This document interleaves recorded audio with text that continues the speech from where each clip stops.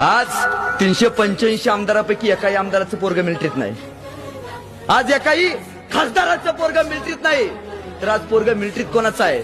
ज्याचा बाप दिवसभर शेतात कामाला जातो आणि ज्याची आई रात्रीचं कालवण सकाळी गरम करून खाते. त्याचाच पोरगा ताईनं आज रायफल घेऊन देश सांभाळतो. कधीतरी गावातल्या एखाद्या जवानाला विचारा की बाबा रे तुझे आई वडील काय करतात? ते पोरग लगेच सांगतं माझे आई वडील शेतकरी आहेत.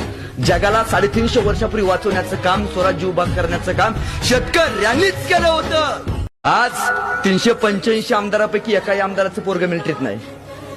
आज एकाही खासदाराचं पोरग मिलिटरीत नाही. तर आज पोरग मिलिटरीत कोणाचा आहे? ज्याचा बाप दिवसभर शेतात कामाला जातो आणि ज्याची आई रात्रीचं कालवण सकाळी गरम करून खाते. त्याचाच पोरगा ताईनं आज रायफल घेऊन देश सांभाळतो.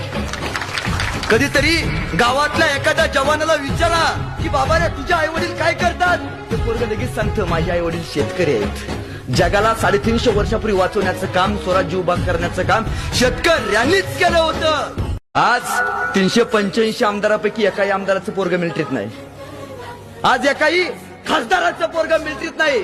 तर आज पोरग मिलिटरीत कोणाचा आहे?